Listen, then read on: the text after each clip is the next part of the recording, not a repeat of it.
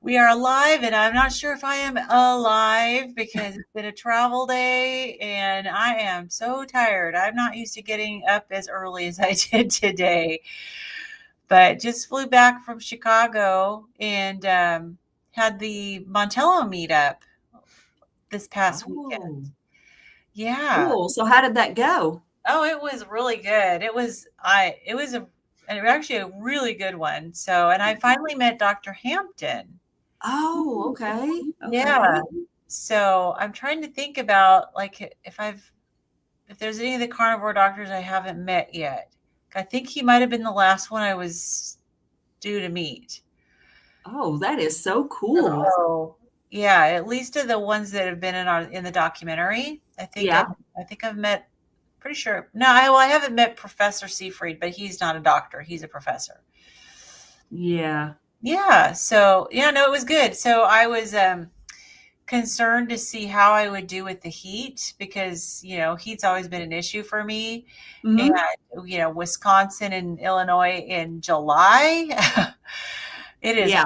humid and I'm from Washington. I'm not even used to hot, dry heat. I'm used to just cool and dry. So, um, How'd you do? better than I expected. Oh, that's good. Yeah, but I was really aware, and so I was careful. Like I didn't push it. There Yeah. were there was one time where I started to feel a little nauseated, Hmm. but and that was at last Wednesday. No, sorry, Friday, the day before the meetup. We went to the air show. You know, the big air show in Oshkosh. Yeah. Yeah. Oh, I bet that was awesome. Oh my God. What Well, all did you see? I couldn't see very much because I ended up getting overheated so quickly. Oh, So there was a whole bunch of us that went. And so, Dave and I and Carrie and Jen and Emma went, and Coach Lisa and her husband uh-huh. and Chris Stearns. I don't know if you know Chris Stearns, but he's a friend. He's in our membership site. Hmm. He's on chats a lot. And then we were meeting up with Dr. Kiltz, and his safety pilot was there, and what might have been his girlfriend. But anyways, we kind of all met out by this big, huge plane, but it was out on the concrete and it was hot. It's like it would Hmm. would have been worse if it was asphalt, Yeah. but it was still really hot. And it was like I was baking. And I bought this hat, this big old white, like, hat, wide brimmed hat. And it was just Uh-huh. right. And I had my, this bandana neck warmer. It has the beads in it, that you soak it and they expand and hold in the cool. I had that Mhm. and it still affected me. So I ended up the whole time just trying to stay cool. And so I had to stay in either shade or inside. They had some areas that had air conditioning in buildings. So yeah, I kind of Yeah. expected it. It was just I didn't know how that was probably one of the warmest days too. So I didn't get to go inside any of the airplanes. It's like they need to hold it during the season where I can go, but I guess they're hoping for clear Yeah. skies. That takes precedent over me and my heat intolerance. But I should have got some pictures. Maybe for next week, I'll have to get some pictures. But Okay. Yeah, I'd like to see them. one of the coolest things we did was go to this deer park. It was in the Wisconsin Dells, Hmm. where the deer are very tame and they roam free, and you feed them and you can pet them. And it was Wow. just so cool being that close to all these deer. And that was a Oh, warm day, and I actually did well, I went and drove go-karts for the first time. I could actually fit in the go-kart, oh and man, that's so much fun too. yeah, it was so much When I fun. lived in the country, we had a whole field that had a track on it, Yeah. and we all had go-karts, and it was very therapeutic. Boy, we'd get out there and just run those things. And I remember one time though, my son, he was really young. We had to modify it for him, but he had a helmet on and stuff. But he actually ended up on two wheels at one point, scared the Oh, crap out of me. wow. But he handled it very well. He just like, and then it went back down. But oh, I love go-karts. I haven't Oh, ridden yeah. in Well, ages. I don't think I've ever been on one. I used to get when our kids were young and they'd go, Dave would take them and I would be just sitting out on the sidelines watching. So it was fun. It was Dave and I and Carrie and Jen went. And Carrie, Carrie said that I think I was a little wild. Like I was running in. He was trying to catch up to me to film me, and I was like slamming my car. I didn't realize it. I was like, I don't want anyone passing me. How fun. Yeah. Hey, Tom. Hey, Lynn. Carrie. Oh, Carrie's Hey. sister's name is Renee. Awesome. Just finished interview with Lash. Awesome. I know you got to tell me where you sent me a message to, because I know I said I'd be on your channel. And so I don't know where the message was because you said you sent me a message. I'm horrible. I have messages coming from a million different directions. So let me know where you sent that message so I can go check. Okay. So yeah, so let's see.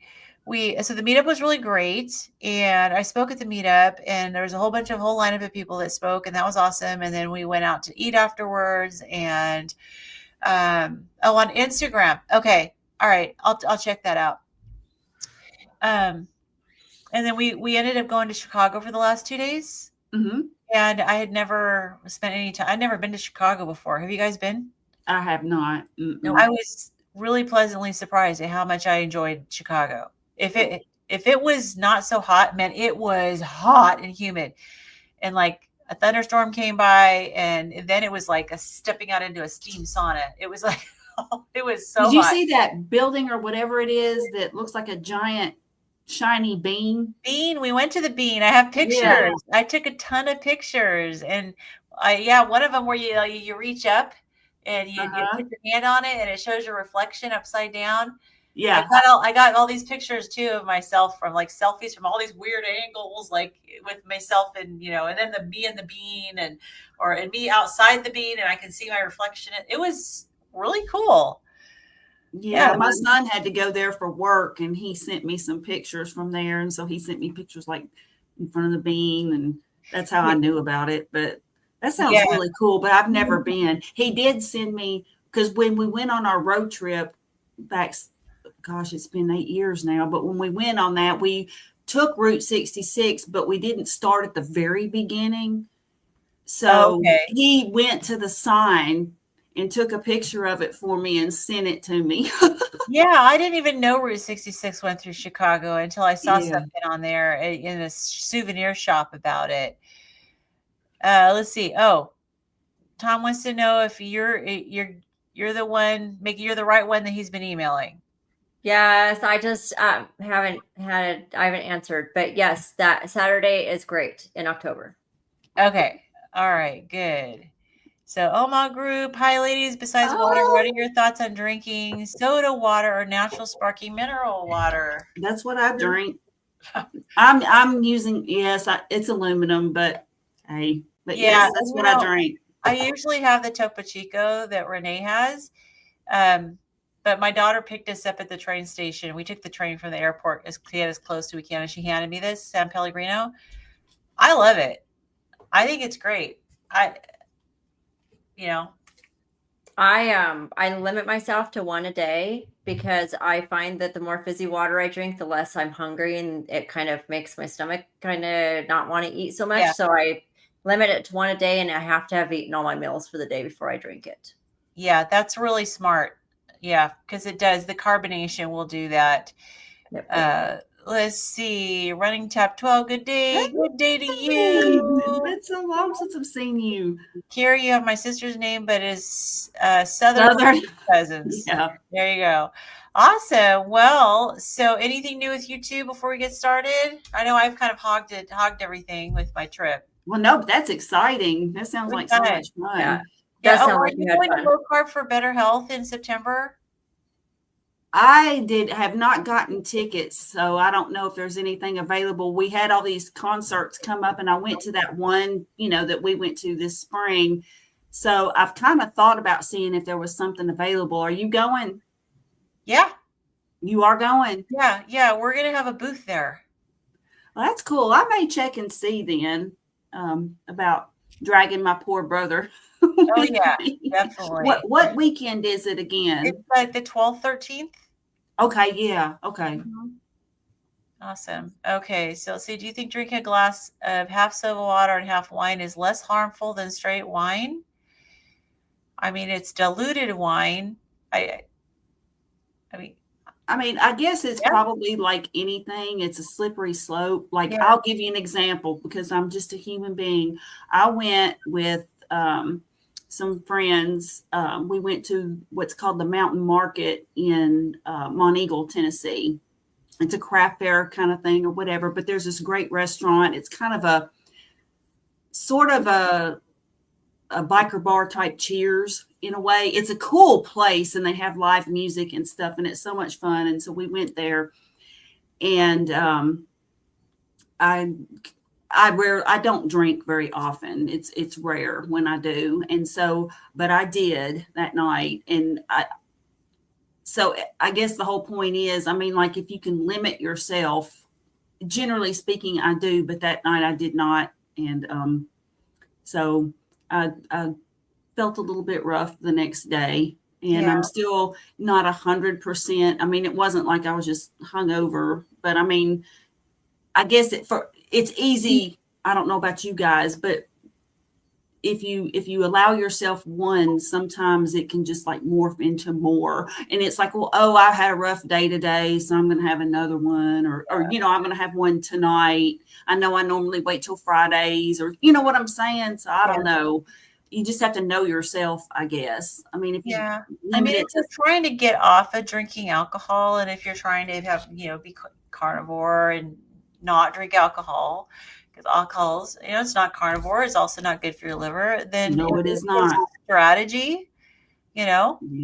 to dilute it. I don't know. I don't drink. I've never enjoyed alcohol, so I've never, you know, had an issue with it at all. I don't know. Renee, what are your thoughts? I just hit 2 years of sobriety. Okay. So I am not an alcoholic, but I have a tendency to be an alcoholic. And Mhm.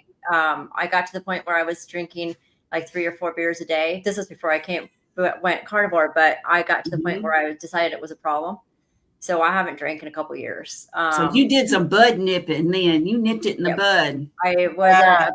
I wasn't about to. I have a family full of addiction issues, so I wasn't about to take it any further. Because when I got sick, it was really easy to drown everything in alcohol, and I did for years. Yeah. At the beginning of my illness, I drank a lot of vodka and a lot of alcohol.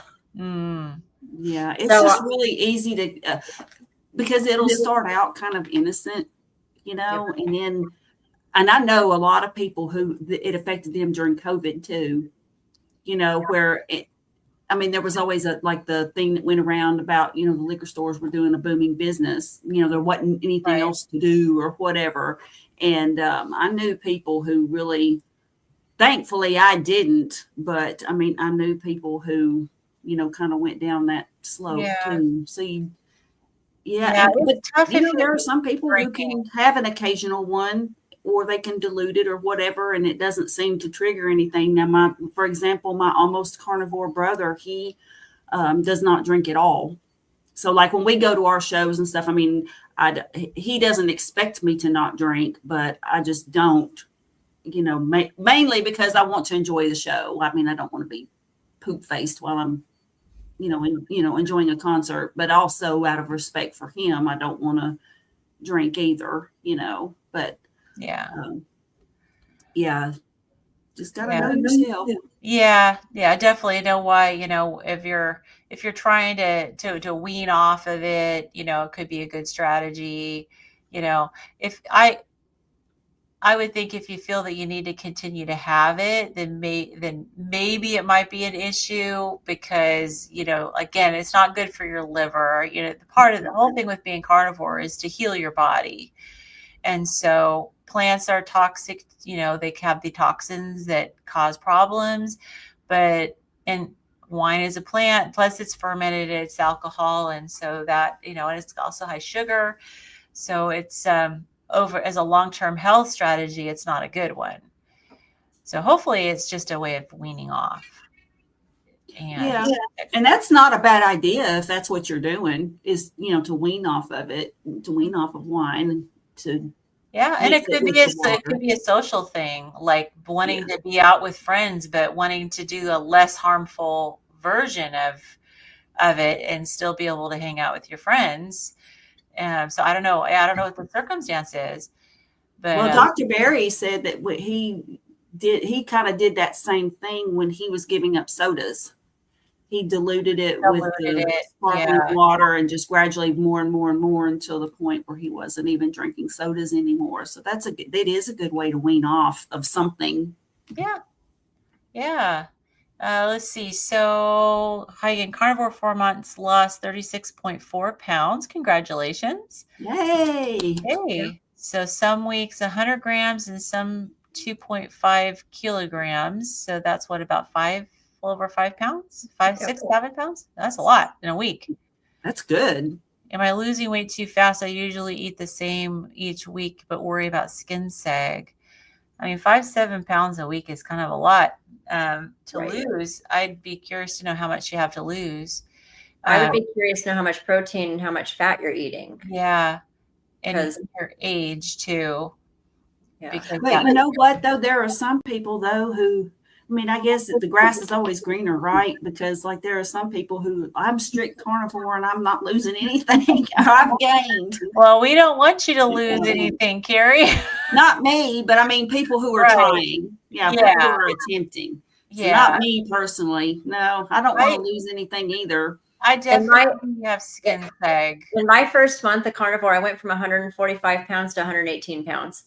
I lost all that weight and it was all muscle. Like I lost everything. I couldn't fat adapt because I had never eaten fat before. I had like massive diarrhea every single time I ate. And I was always in the bathroom and I looked cachectic. Like I looked like I was really sick at that point. That happened to me. I wasn't losing weight on purpose, but because I was already at like, I don't know, like in the upper 120s and I'm 5'9". But when I actually just started eating nothing but meat, I mean, I lost down to, what was it, 100 and I think it was 115 is what I lost down to. And I mean, I looked really gaunt and I didn't look healthy and I wasn't intending to lose the weight. I wasn't trying. I wasn't limiting my portions or anything like that, but it was just, eating carnivore fills you up. I mean, for me, it does anyway. Like you're satisfied. And I've never been one who normally eats 3 meals a day anyway. And so sometimes I would just eat once a day and I would be perfectly fine. But my body, I lost down and I'm back up to one. It's taken me months. Yeah, but I'm back up to 123. I had gone to a routine appointment the other day and I weighed on the doctor's scale and it was 123. So I feel like I'm looking healthier again. Good. Well, I know for the skin, fasting is supposed to be good for, getting that autophagy to help with skin. Also, red light therapy can be really good for skin and can help with the skin sag. So I've heard. Interesting. I'm testing it out because I started out though. I mean, my highest weight was probably between 350 and 360 pounds. And so I definitely have some skin sag and I'm watching to see what happens. I know eating high protein helps too, because with the protein mixed with the fasting, it's supposed to really be beneficial to the skin sagging. Yeah, good. So hopefully, but ultimately the health is the most important, right? And so, I totally get the whole skin sag thing. It's like, you don't want to be too self-conscious. I got my little chicken neck because, but I used to have huge face. So, all right. Well, we have definitely chatted, taken some questions. For those of you who are new, this is the Keto Study Club live stream. We go through this book. This is a medical science book. It is called Ketogenic, the Science of Therapeutic Carbohydrate Restriction and Human Health. And this is a live stream for us science nerds. We do not read ahead. We read and discuss as we go. And it is taking us, we're going to be 100 by the time we're done because we go slow and try to understand, but also try to engage. And we are like this far into it. See my bookmark right there? Yep, this far into it. And this is week 32. Now, this is Renee's second week with us. So let's see. Oh, we've got skin tags. Let's see. Skin tags. Oh, yeah, that's insulin resistance, right? I mean, as you get, they'll shrink as your insulin resistance improves. My turkey neck is why I have a beard. Maybe I should try that. I don't know that it will look good on you, Lynn. No, you don't think so? No. Okay. All right. So we left. It might grow in white. Yeah, seriously. I know. No, it's me and my daughter is actually, she's kind of jealous because my like leg hairs are blonde and she has really dark. So she has to keep her legs shaved all the time. Because you can see her, I guess you can see her leg hairs a mile away. And I was going, man, I need to shave my legs. And she goes, Mom, you do not. No one can see.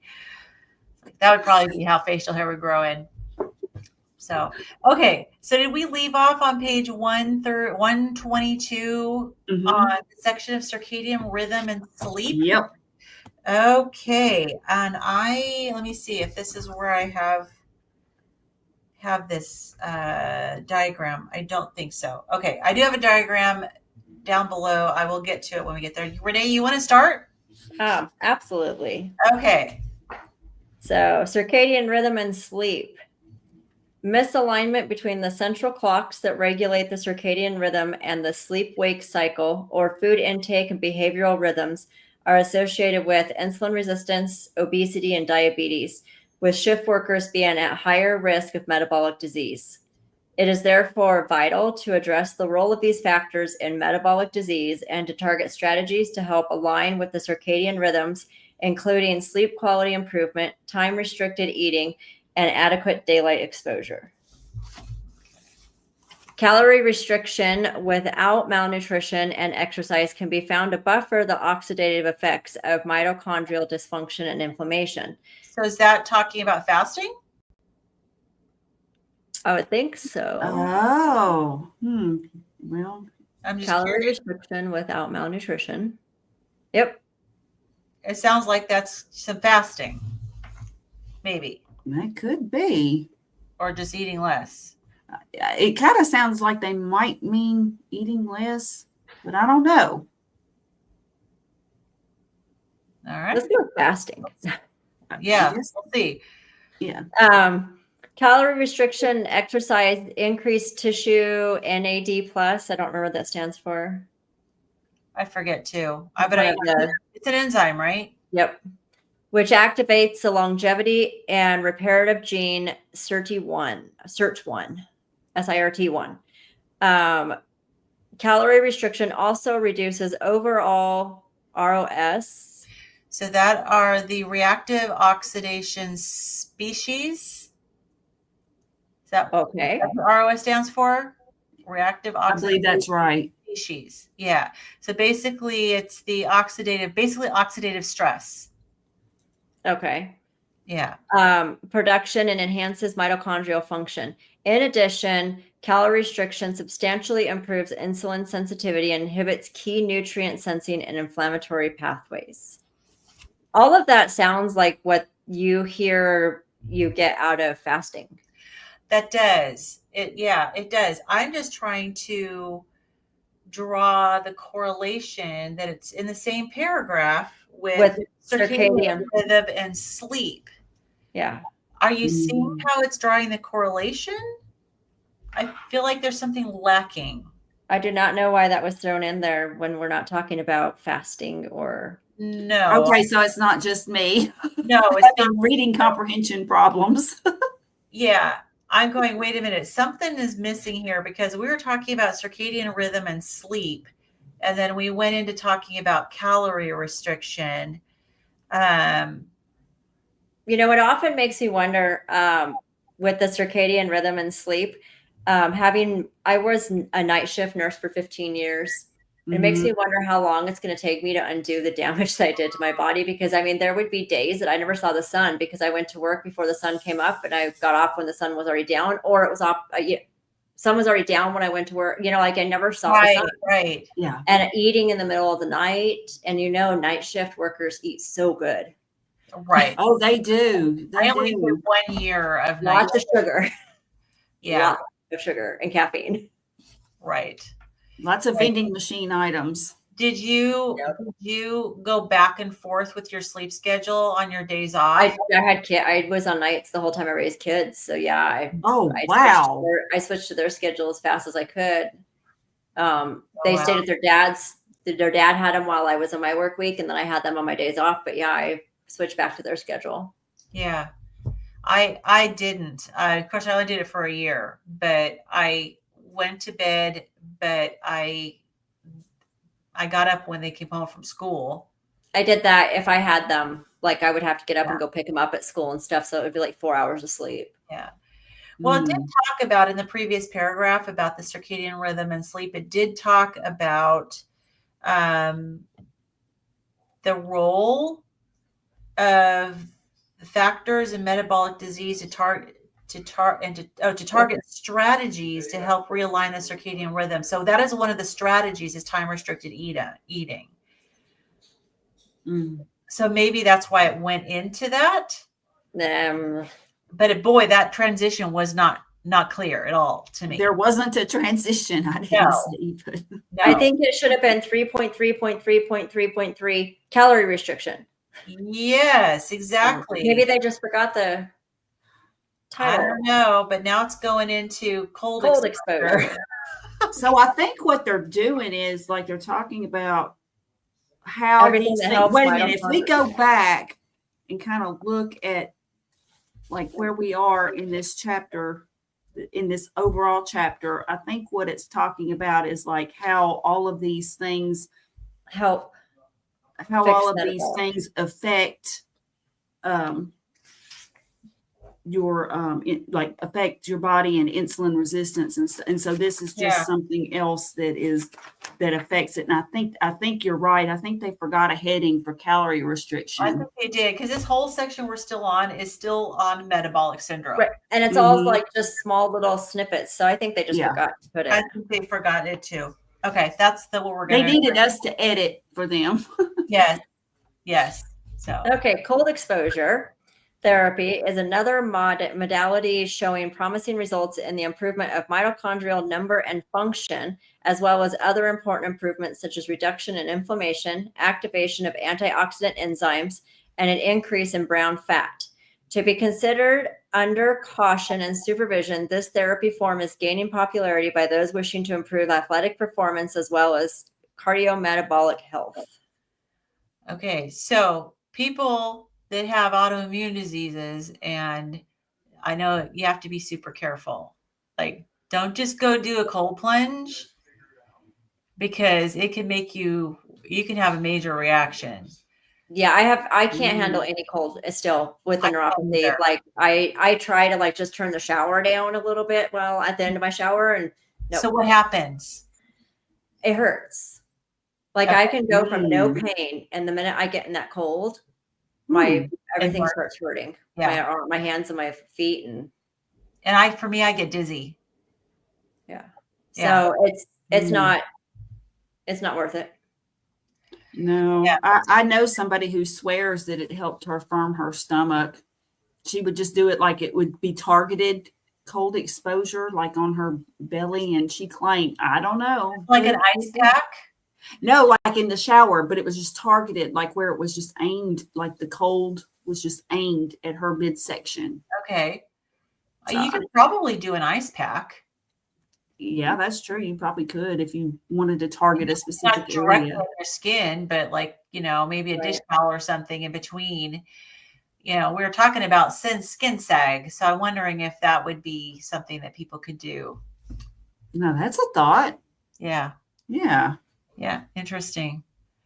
But the brown fat, I know is the good fat that you want, right? Yeah. And it helps. It helps with how we process the rest of our fat too. Okay. So our goal is to have brown fat, not yellow, white fat. Okay. Yes. Brown fat, good. White and yellow fat, bad. Yeah. Okay, so cold therapy can help increase brown fat. Mm-hmm. Okay. All right, cool. Okay, nutritional medicines. Resveratrol, vitamin C, vitamin E, curcumin, as well as mitochondrial support compounds, MITOQ, have all been shown to have anti-inflammatory effects. However, additional antioxidants and nutraceuticals are not a replacement for a poor lifestyle and should be seen only as additional supportive supplements prescribed on an individualized basis. Okay. Mm-hmm. All Yeah, right. I can see that. I feel better when I take vitamin C, but I think it's because it's a mast cell stabilizer. Oh, Yeah. And I actually feel really good when I take it. And I know that a lot of people, they will say, carnivores don't need as much vitamin C. And mhm. I think that's true. Because, I mean, you got people who are carnivore, like, for years and they never get scurvy. Right. Right. So, but for me, it actually makes me feel better. But I just think it's because of the mast cell stabilizing properties of it. Yeah, I haven't had vitamin C in 18 months. Yeah. I And take it anymore. every once in a while. I don't take it every day, but every once in a while I'll go and I'll pop, 2,000-3,000 milligrams of it. And I notice that when I do that on those days, I do tend to feel better.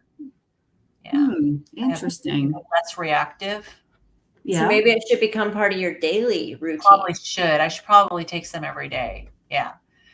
Yeah, you might want to do that and just see how it goes. Mhm. Maybe report back and see if you notice a continued difference. Right.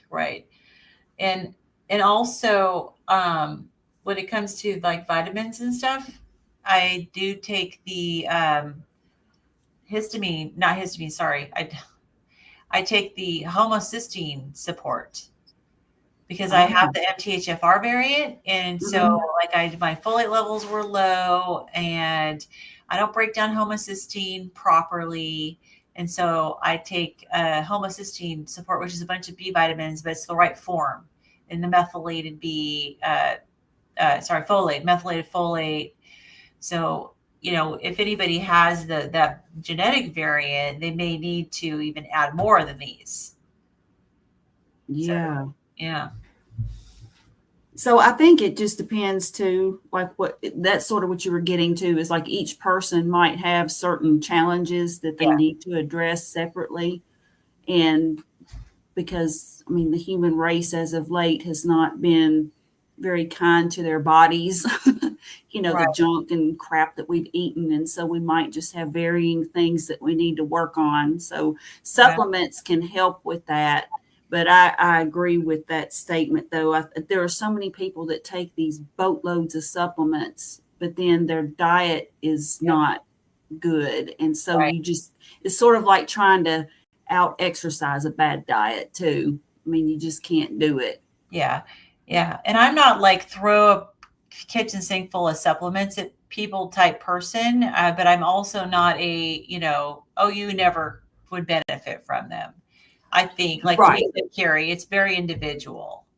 Yeah, like there's astaxanthin is one that I take. It's an antioxidant, and I've taken it for years. And I think it's a combination of between that and eating, pretty strict carnivore in that I don't sunburn. I found out about it from Dr. Michael Eads years ago when I first started this journey, and I just started taking it. And other than that, all I take is D3 and K2 and magnesium. Oh, and ubiquinol, which is the more absorbable form of CoQ10. So that's all. Okay. Interesting. Yeah, that's all I take. Hi, Josephine. Hey. Gotta catch up on some comments. Thomas says, I won't do a cold plunge, I promise. Yeah, we don't want you messing yourself up. That's for sure. No, don't do that. But you can start with like it does, like people will go into like freezing cold. Like for someone who is not used to cold at all, I mean, just lukewarm might be a place to start. If you want to try but don't go crazy and don't go cold. See how you do with lukewarm. Right. Does it make you feel better? Does it make you feel worse? So I can do lukewarm okay. In fact, I had to do lukewarm for a long time because I couldn't handle the heat, So maybe try lowering it a little bit and see how you adjust, but definitely don't shock your system for sure. No, don't do that. No. Oh my goodness. Let's see. What do we have here? I'm too much of a wuss to cold plunge. Hey, I hear you. I have done it on accident before, like just getting in the shower. It's like, your boss does the polar bear plunge. My husband and my son 1 year on January 1st did the polar bear plunge in Lake Washington. How they do it, I don't know. I don't know. I have done cold before. Oh, you're brave. Yeah. So there was a comment by OMA Group that said maybe that's why carnivore diet is a personalized and individual diet. We are all healing our own individual body issues. Mm-hmm. I'm going to have to say, absolutely, I agree. And that's one of the hard things I'm having with the carnivore community right now on Facebook and other places is that people are so judgmental about what other people are doing. Yeah. When each of us is on our own journey, we're healing our own things. And I always put that comment in. I'm like, you guys need to leave this person alone. If they choose to, that like we're all individual people. Well, Facebook is probably one of the worst places too. Yeah. I can't believe how mean people are to each other. And, oh my gosh, you're not a carnivore because you do that. Well, I'll be honest. I eat ferments. But I'm still a carnivore. I eat nothing but meat and ferments. Yeah. Still, that's why I'm really proud of Healing Humanity and our membership site and everything, because we are not like that at all. We've gotten comments from people like that a lot about that we are very non-judgmental, and we do understand that you're on your own individual journey, and whether it's that you feel better eating a certain carb food or you're just not there yet and you're working your way towards being carnivore, or wherever you're at, we're going to support you. Exactly. And you meet somebody where they are, and plus you just draw more flies with honey. I mean, just be kind to each other. Of course, now I knew somebody that said that you get just as many flies with poop, but that doesn't. But what if those comments push people away from what could have exactly? And I mean, I would not want to be the person responsible for somebody not finding the healing that they were supposed to get. A comment because it makes you think like if you don't do it perfect, you're not going. You're losing your carnivore card, and you're not going to be able to. You're not going to heal. Perfect is I mean, there's only one who was perfect, and that's Jesus Christ. So. Nobody is perfect. So, the trick is to meet people where they are, to give them love and support and encouragement. And a lot of times, like what happened to me, I mean, I really didn't intentionally go carnivore. I kind of stumbled into it, and that can and then when I found out how good I feel, like I know if I do eat something that really I shouldn't or whatever, I know that it's going to make me feel worse. And of course, being a human being, I will do that on occasion. And then I don't do it as frequently, but I mean, I have. And I think it's just when you admit that you're a human being and you just, you support and love people. And I just think that all of us doing that together just makes it better for everybody. Yeah, absolutely. So some people just need to fight together no matter what the group. Yes. I like that drama. Ugh. I think it's the misery loves company. Miserable people like to make other people miserable so they don't feel like they're alone in the world. Yeah. And that's sad. Yeah, absolutely. Jesus made wine. He was not perfect. Well, that he did. Okay to make wine. I think he was still Did perfect. He drink it? I don't know. I don't know. That's funny. That's great. Leave it to Jeannie. So, all righty. So where are we at? Oh yeah, we were talking about supplements. We got off on a tangent about taking supplements versus not. Right. Some people are hardcore. They're like, no, if you take it, you're not carnivore. So. Well, I mean, there again, I know I feel much better the stricter with it that I am, but And I do have 3 rules. One is I don't eat seed oils, I don't eat sugar, and I don't eat grains. Mhm. So even if I go off plan, if I have maybe some broccoli or something with a steak, or or a small potato with a steak, and that doesn't happen often, but it happens on occasion, like on my birthday. And those are like a potato is not something that it doesn't affect me. Now I'll tell you one thing that does that I won't eat again, and that's pistachios. Mm. I think it gave me like inflammation. Like I don't know what happened, but for about 3 weeks I Wow. was affected with that. Yeah, Wow. about 6 weeks ago that Oh happened. my. And I had eaten pistachios. But the whole point is we're all human, and we just need to the best thing you can do is if you do slip off plan or just whatever, you just get back up and you just start again. You don't give up. Right. And you don't badmouth yourself and say, well, I'm just an idiot because I did whatever, No, you just say, okay, I'm human, and let's, I'm going to get back on. And Feel bad, acknowledge it, own it, know Yep. yourself. If it did make you feel bad, but it just makes you crave more carbs and Yep. you don't want to go down that route, then acknowledge it, own it. I mean, not everybody Move on. responds the same way to eating carbs. Sometimes it's more the addiction that clicks in as Yep. versus body symptoms. So I haven't, I'll be honest. So I started March last year. So it's been about 16 months, 17 months. I don't even know.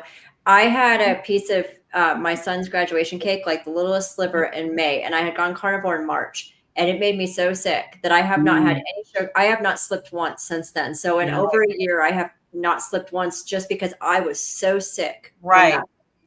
And it wasn't like I was like, oh my God, I have to have it. I was like, it looks good. And, I mean, like, right. little But piece of you cake. saw what happened and Yep. like, yeah, not doing that again.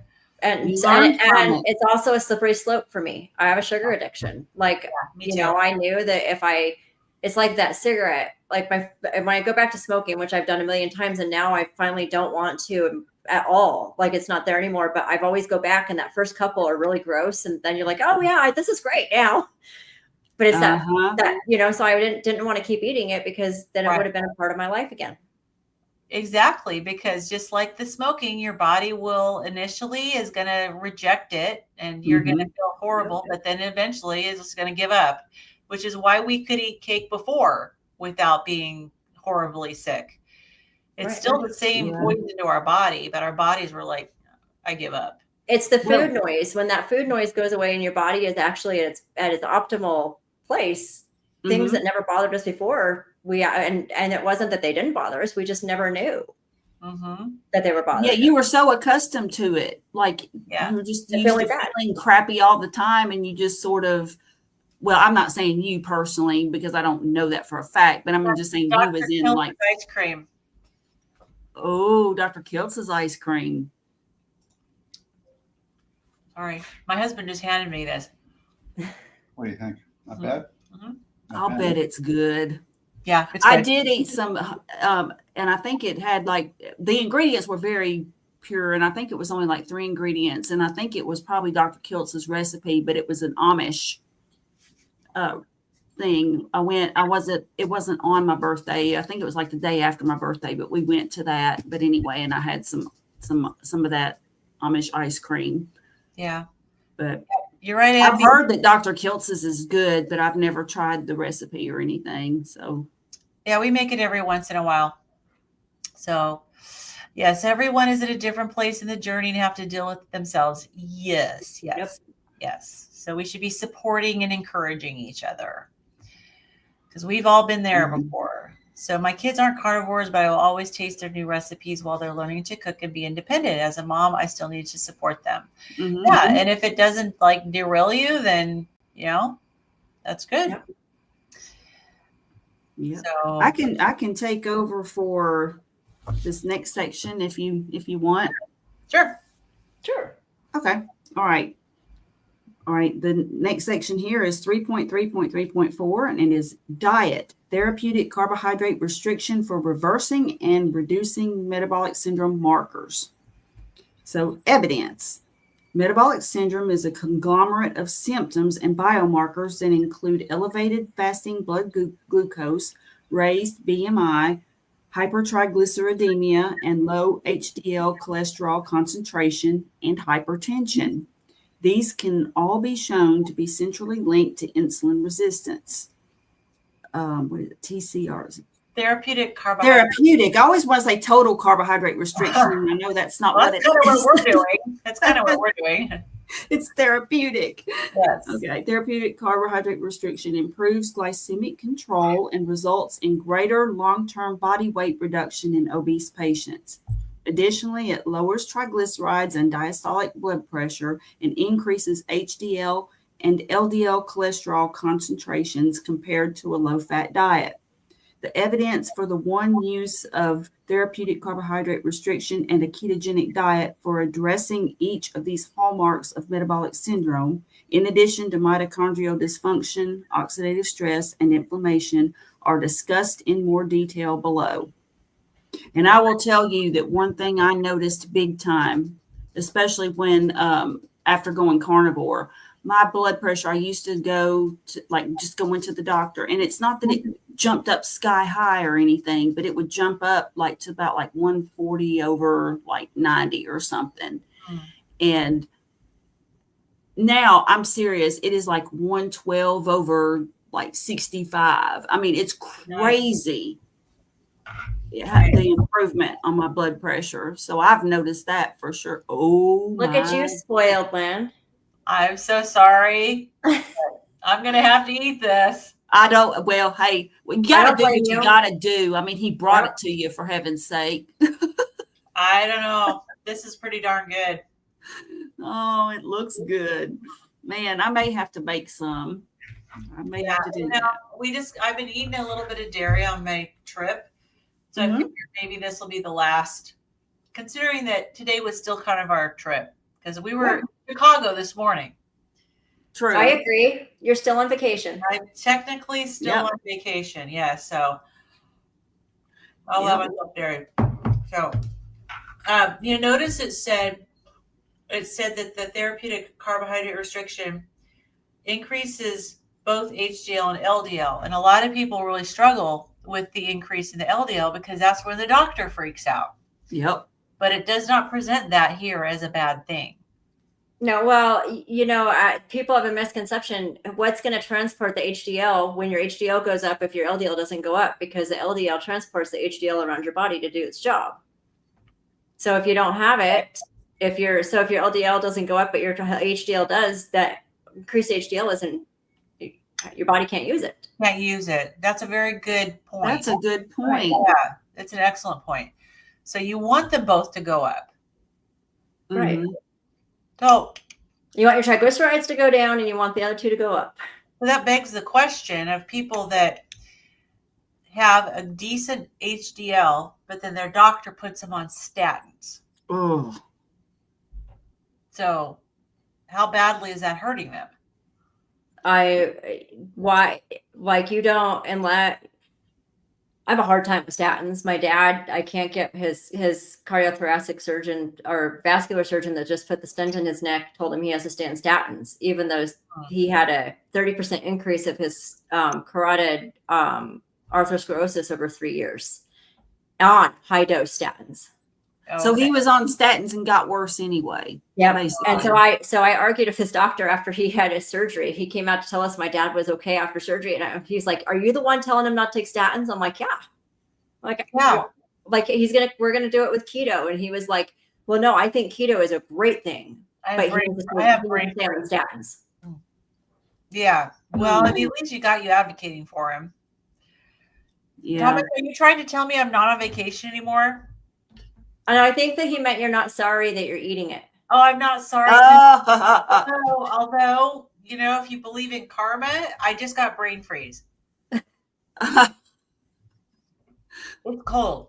At least you have a brain to freeze. True. I got up a couple comments here.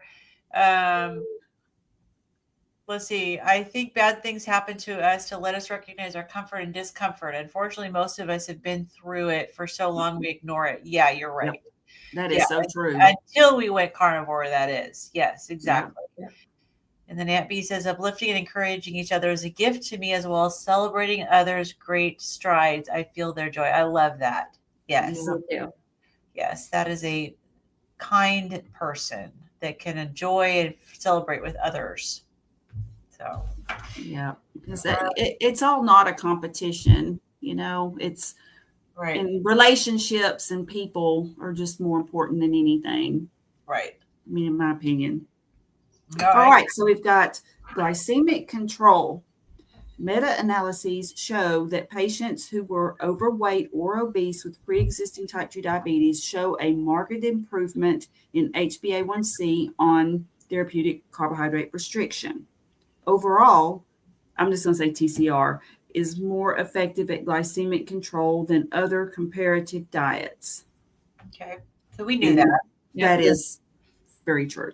Yeah. Body weight. Meta-analyses show that when TCR is used in obese patients, they are more likely to experience a greater weight reduction, and this was especially significant for those with type 2 diabetes. Right. The current standard of practice recommends a low calorie, low fat, high carbohydrate diet for the treatment of obesity in order to reduce energy intake. The replacement of fat with carbohydrate stimulates insulin secretion, which in turn increases appetite. Yep. Conversely, a reduction in insulin, a consequence of TCR, results in appetite reduction and lower energy intake, particularly in insulin-resistant patients. Other hormones and adipokines, such as leptin, also play a role. Additionally, basal metabolic rate and lean body mass are conserved on a very low-calorie ketogenic diet, unlike calorie-restricted low-fat diets. So let's look at that sentence again. Okay. Other hormones and adipokines, such as leptin, leptin play a role. Basal metabolic rate and lean body mass are conserved on a very low-calorie ketogenic diet. Okay. So when you look at what a calorie restricted low fat diet is, that is a high carbohydrate.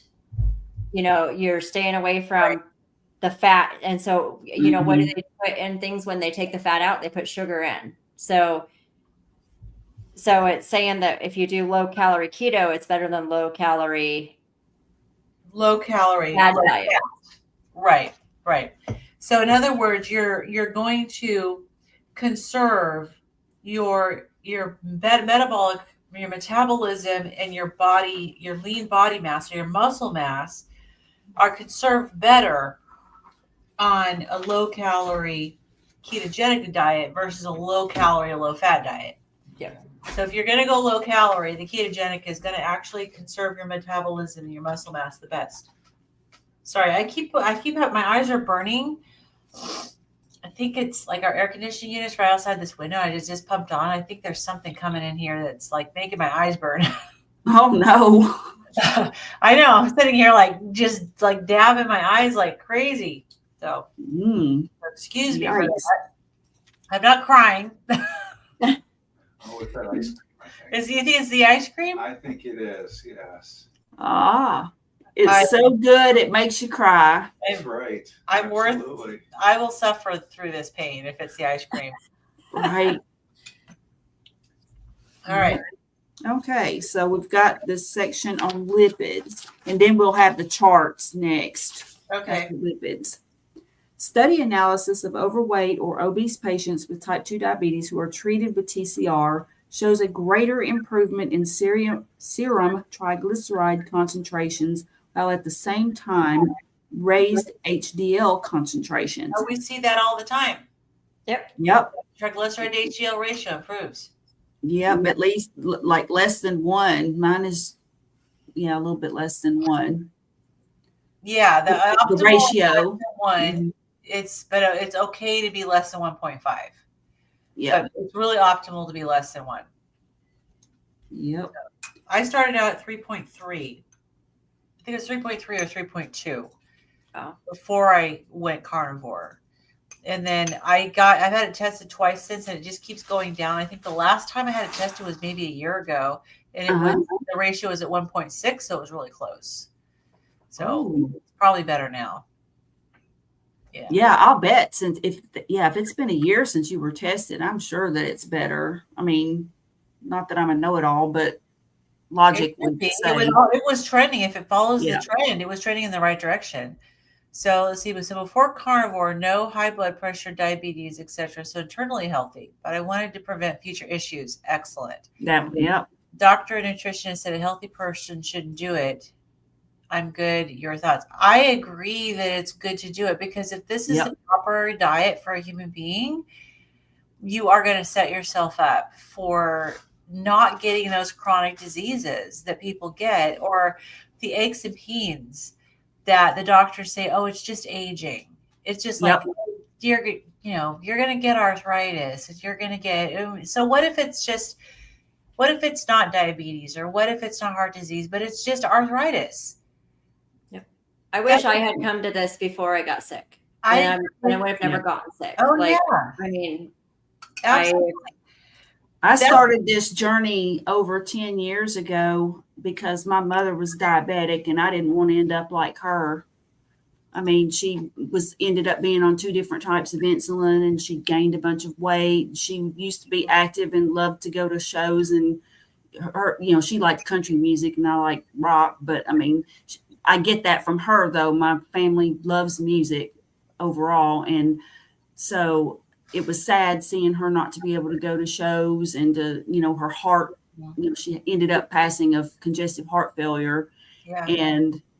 But I just knew I didn't want to end up like that. So I wasn't really sick with anything either when I started looking into, went from paleo to low carb to keto, and then gradually ended up carnivore for the most part. I mean, I'm not perfect, so I'll throw that little disclaimer in there, but yeah, but anyway, that's a doctor or nutritionist that doesn't grasp that this is a long-term lifestyle. That is true. They're not grasping that this is the way we should be eating as people, because if people ate this way, they wouldn't need the doctor or the nutritionist. I mean, maybe if you broke a leg or whatever, but they're just not grasping. They may see it as, a diet. Well, if you're sick, maybe it'll get you healthier, and then you go back to eating the way you were. Or if you're not sick, why do you need to do it? Well, it's the proper way for us to eat. I mean, I don't think we were ever intended to eat the way we eat today. We don't need the food guide pyramid or the My Plate with all the carbs that they tell you to eat. And we don't need all the vegetables and the fruit and the nuts and the seeds that are so inflammatory. And so why even go down that path? Right. Preserve your health. I agree. Yeah. That's my thought. But I concur. I agree with you. Yeah. All right. So then we get into non-diabetic patients. For non-diabetic patients, there is a relatively higher increase in total cholesterol and LDL cholesterol. Yup. For all patients, TCR was associated with a larger reduction in serum triglyceride and an increase in serum LDL and HDL concentrations. Other studies have shown a slight reduction in total and LDL cholesterol, or no effect. And clinically, we see some variation in the effect on these variables. Of significance, nuclear magnetic resonance, or NMR, results show that on TCR, there was a shift in the number of small and very small arthropogenic LDL particles to larger, fluffier LDL particles. Retinol binding protein 4, RBP4, a marker of insulin resistance, also decreased, which further supports the role of insulin as the primary mediator of metabolic syndrome. Changes in lipid profile were attributed to a reduction of insulin concentrations and were independent of fat loss. So have you guys had the advanced lipid panel? I have not. No. Yeah. Have you? Yeah, I had it done, and I had the big fluffy particles. It was very, Oh. very low in the dense particles, and high with the big fluffy particles. And that was on carnivore. So I Wow. never even knew that was a thing before carnivore. So that was what got my doctor to not worry about my LDL. What got mine not to worry about it was that 0 CAC score. Yeah, that's right. You had the CAC then. That's Yeah. good. I figured doctor- I got a 0 at 59 years old, then I guess I'm good to go. I That's should be, as long as I keep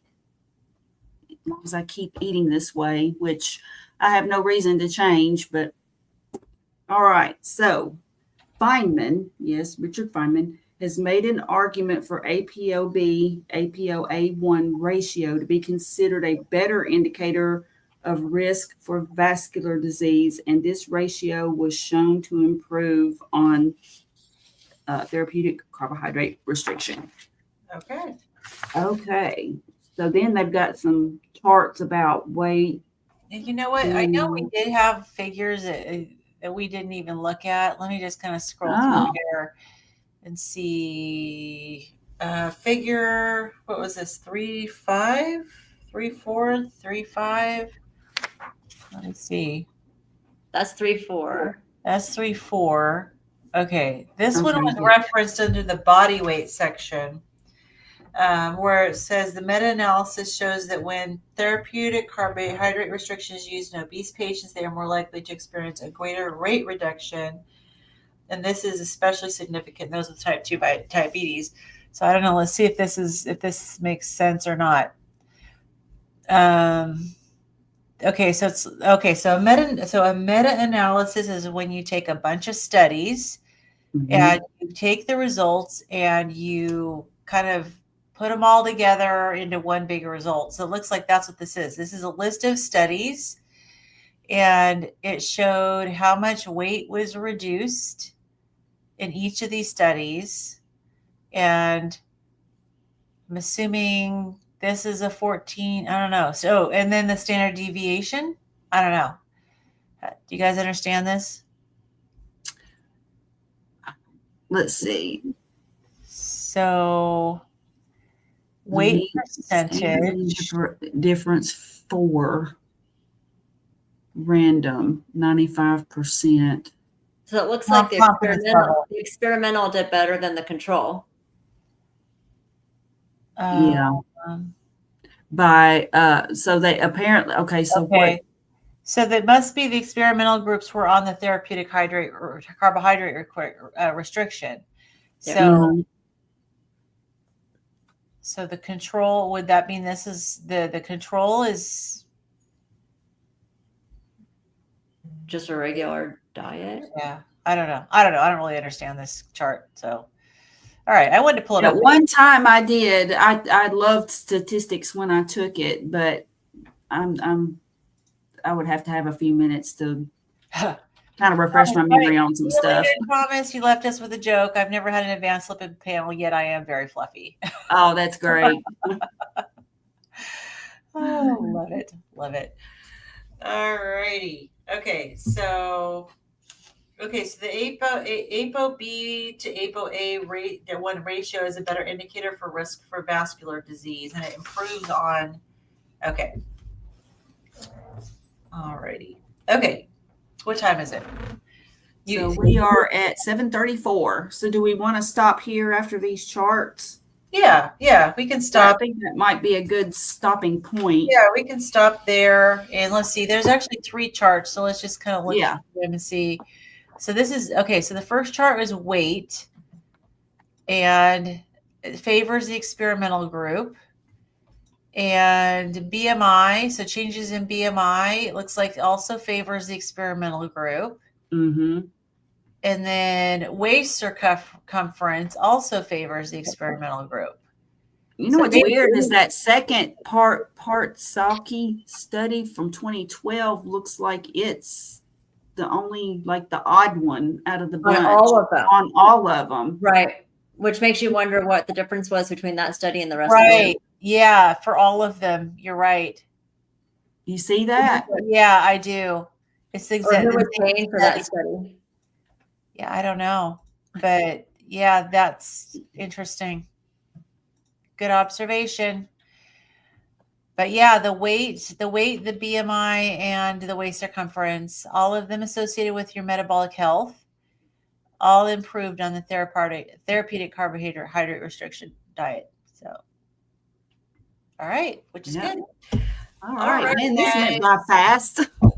Oh yeah, well, there's always lots of As usual. chatting, and of course today was also eating a little bit of Dr. Kiltz's ice cream. Mm. So, yeah, I think one brain freeze. That's it. No, that's not bad. Yeah. So awesome. So are you guys both all free next week? And Yep, I am. Awesome. I'm Very pretty sure. good. Hold on. I'm pretty sure I am. But let me Okay. before I just say, yeah, I am. You are good. I have to look at my calendar because. Sure, you're not going to a concert, right? Right. Okay. So. We're driving back from Colorado, but on Monday, so Tuesday's fine. Tuesday's fine. Okay. Good. All right. So next week will be let's see, the 5th. So, yep, I'm good on the 5th. All right. Very good. And I will be more rested, hopefully, and not, I'm just tired. I think I'm doing some laundry. I got all the dirty clothes from our trip in the washing machine. So I'm doing laundry. I think I'm just going to finish unpacking and then just chill out and relax. So I don't blame you. If I'd gotten up at 3:00 in the morning, I would have been tired too. Yes, definitely tired. I agree. So. All right. Well, good to see everybody. Glad to have everyone in here in the chat. That was great. And we will see you next week. It was great to see everybody. Y'all take care. All right.